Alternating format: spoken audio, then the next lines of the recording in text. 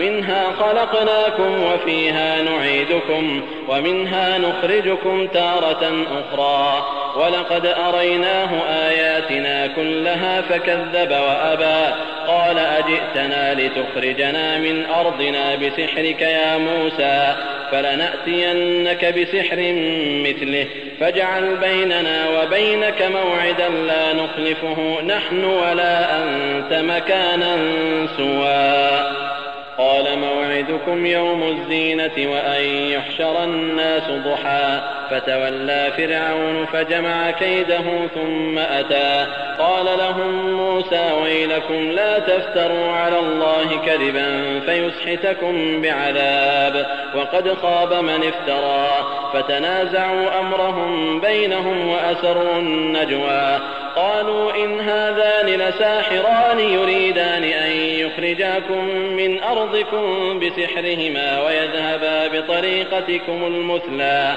فأجمعوا كيدكم ثم أتوا صفا وقد أفلح اليوم من استعلى قالوا يا موسى إما أن تلقي وإما أن نكون أول من ألقى قال بل ألقوا فإذا حبالهم وعصيهم يخيل إليه من سحرهم أنها تسعى فأوجس في نفسه خيفة موسى قلنا لا تخف إنك أنت الأعلى وألق ما في يمينك تلقف ما صنعوا إنما صنعوا كيد ساحر ولا يفلح الساحر حيث أتى فألقي السحرة سجدا قالوا آمنا برب هارون وموسى قال آمنتم له قبل أن آذن لكم إنه لكبيركم الذي علمكم السحر فلأقطعن أيديكم وأرجلكم من خلاف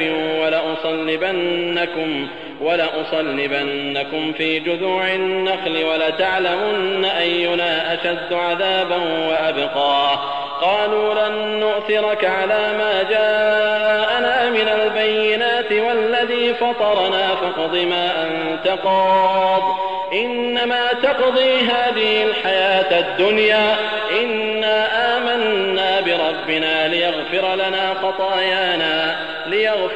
خطايانا وما أكرهتنا عليه من السحر والله خير وأبقى إنه من يأت ربه مجرما فإن له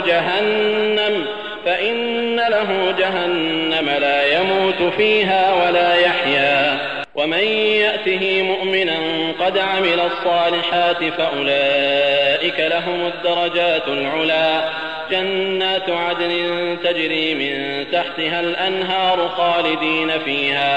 خالدين فيها وذلك جزاء من تزكى.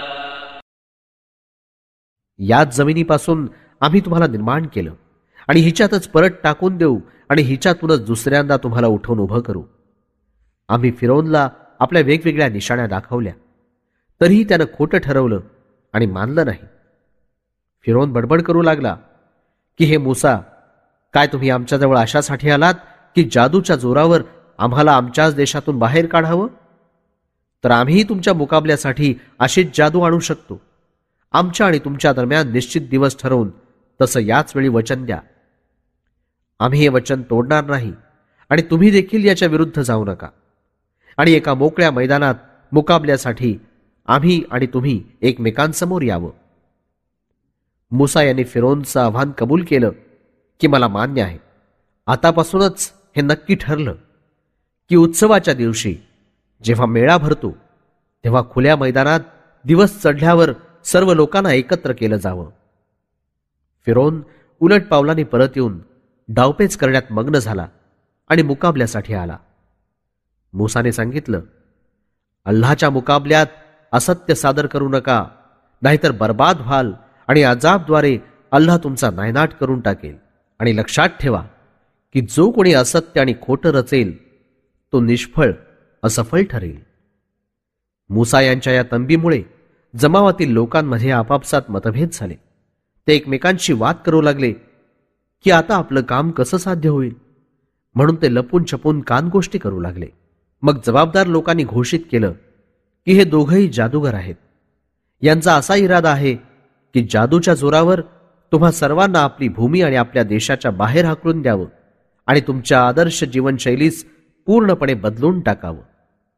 आपल्या गटात फूट पडू देऊ नका आणि आपले सर्व डावपेच आणि युक्त्या जमा करून रांग बांधून उभे राहा. आज जो कोणी जिंकेल तोच वरचढ ठरेल. मुकाबल्याच्या वेळी जादूगार म्हणाले, हे मूसा, आधी तुम्ही जादू दाखवता की आम्ही आपली करामत आधी दाखवावी?